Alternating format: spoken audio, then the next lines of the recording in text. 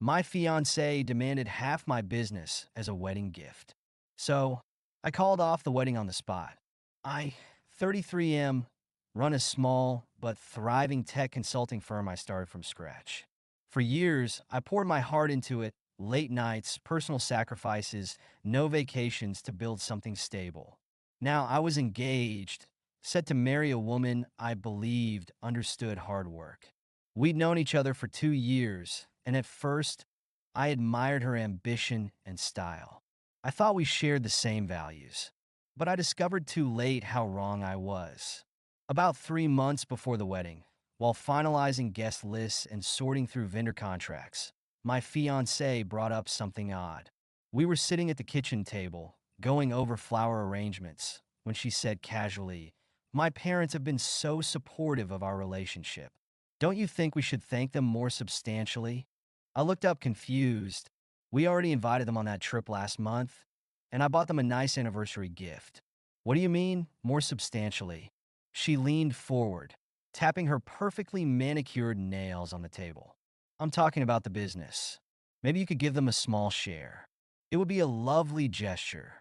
I blinked, stunned. A share? Of my company?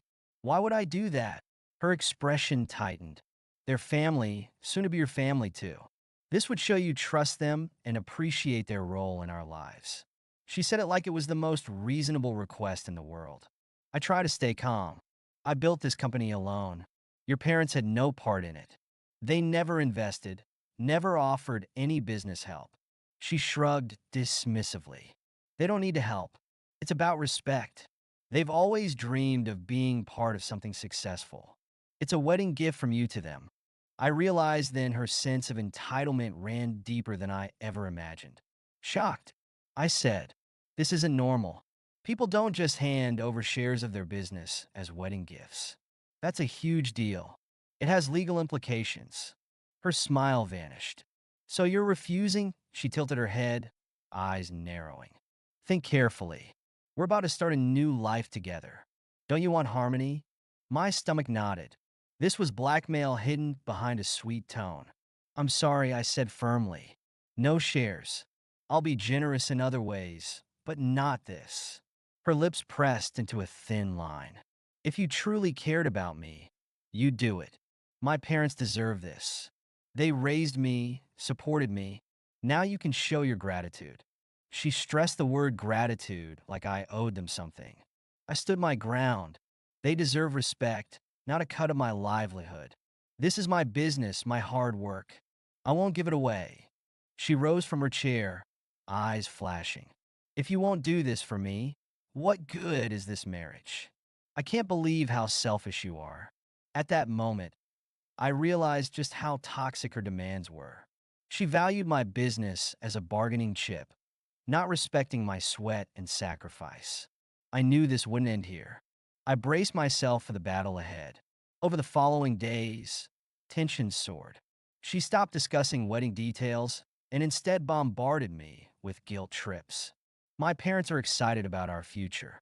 Don't you want them to feel included? Or do you really love me if you can't do this one thing?" I tried to reason with her, suggesting alternatives. Generous gifts, a beautiful family vacation. But she wouldn't hear it. The only gift that mattered in her eyes was a stake in my company. One evening, after a strained dinner, she dropped a bomb. "If you refuse to give my parents a share, I might have to reconsider marrying you." Her voice was icy, her gaze a challenge. My heart clenched. She was threatening to end our engagement over this absurd demand. Was I engaged to a partner or a ruthless dealmaker? I took a deep breath. "Are you serious? We're weeks from the wedding, and you'd throw it all away because I won't sign over part of my business?" She crossed her arms. "You talk about love, but you're not willing to sacrifice. My parents deserve to benefit from your success. It's not like you can't afford it." The entitlement stunned me. This isn't about money. It's about principle, trust, and fairness. Your parents did nothing to earn a stake. Do you think I'm just a bank account for you and them? Her lips curled. "If that's how you see it, maybe we shouldn't get married. Maybe I should find someone who values family more." The arrogance in her tone was unmistakable. I realized she never saw my business as mine. She viewed it as an asset she could manipulate. If she was like this now, what future would I have with her as my wife? A lifetime of demands, threats, and betrayals? I met with a lawyer friend the next morning. I explained the situation. My fiance demanded I give part of my LLC to her parents. My lawyer's eyebrows rose. That's a huge red flag, he said. If she already made these demands, imagine what happens after marriage. Legally, transferring shares would complicate everything. If you divorce later, her parents might remain partial owners. Don't do it. I nodded, resolved to harden. I decided I wouldn't just refuse. I'd protect myself. If she ended the engagement, so be it. But I wouldn't wait for her to leave me. I'd take control. I started preparations quietly, updating legal documents, ensuring my business shares remained solely in my name, setting aside personal finances in separate accounts. The following night, she confronted me again. So, have you changed your mind? She asked, tapping her foot. I shook my head. No, I'm not giving them anything. Her eyes narrowed. Then I'm done. I can't marry someone who doesn't respect my family. She turned as if to leave the room triumphantly. But I spoke calmly. Don't bother. I've decided to call off the wedding myself. We're over. She spun around, shocked. I'd beaten her to it, refusing to be cornered. Now I would watch her face the consequences of her entitlement. She stared at me, stunned. You're ending it. Her voice wavered, as if she expected me to beg her not to go. Instead, I was the one walking away. The shift in power unsettled her. But we've planned everything, venues, invitations. You can't just back out. I laughed humorlessly. You threatened to leave if I didn't cave. Now I'm calling your bluff. I won't be blackmailed into giving away what I built. The wedding's off. Panic flickered in her eyes. She tried another angle. I was just trying to secure our future, to bring our families closer. Her voice quivered, but I saw through it. This wasn't remorse. It was desperation. We can talk this through, she pleaded. I stood firm. We've talked enough. You made your position clear. My worth to you is tied to what I can give your parents. That's not love. She tried to twist the story. You're misunderstanding. It's a cultural thing. My parents expected a gesture. I shook my head. If it was just a gesture, why threaten to break up? This was extortion, not culture. Facing that truth, her mask slipped. Fine, she hissed. I was testing your loyalty, and you failed. A test? My blood boiled. You don't test your fiancé by demanding a share of his company. That's manipulation, plain and simple. With her schemes exposed, she turned vicious. She accused me of being selfish, small-minded. You have so much, yet you won't share a tiny piece. You're greedy, she spat, voice rising. I remained calm.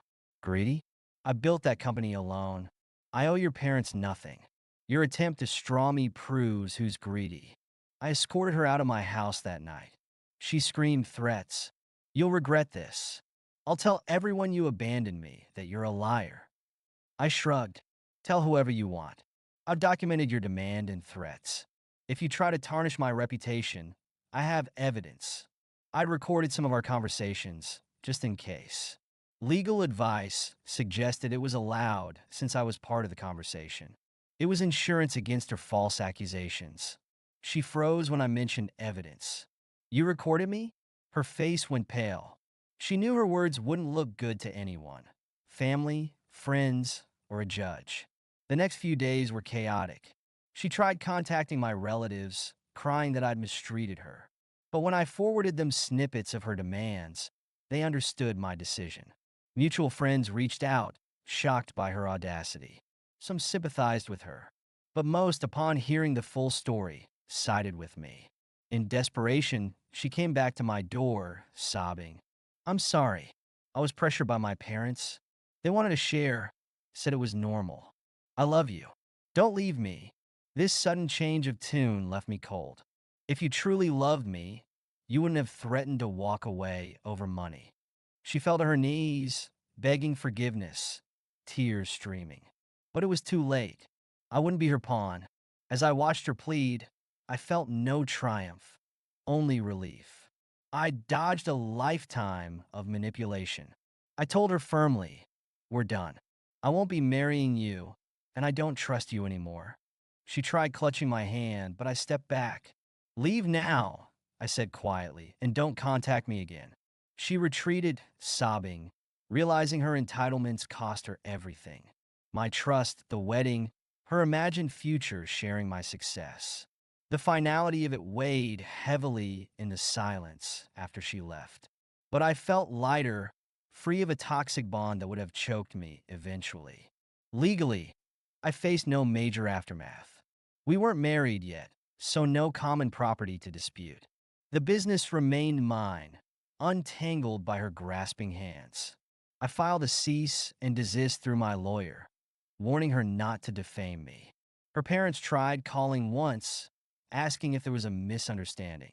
I told them the truth. Their daughter demanded a business share for them as a condition of marriage. They stuttered excuses, but I ended the call. My life, my company, my boundaries, none of it was up for debate. In the weeks that followed, I focused on my work, my team, and my own well-being.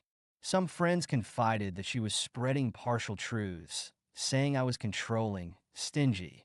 But I had enough proof to clear my name if needed. The rumors died down when people realized she had no evidence, just bitterness. I learned a valuable lesson. Love doesn't require surrendering one's hard-earned achievements to please others. A real partner supports and respects boundaries, not tries to pry wealth out of you.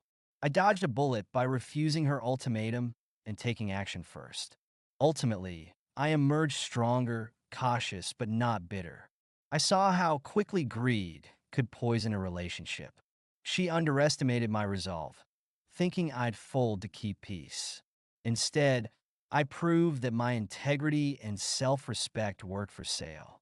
No doubt, she's left regretting her move, knowing she lost a stable future by pushing too far. If she imagined herself a clever strategist, she discovered I wasn't her chess piece. Actions have consequences, and her attempt to leverage my love for her parents' gain cost her everything. Thank you so much for listening to my story. If you have any thoughts, I'd love to hear them, so please leave a comment. Don't forget to like and subscribe if you want more stories like this one.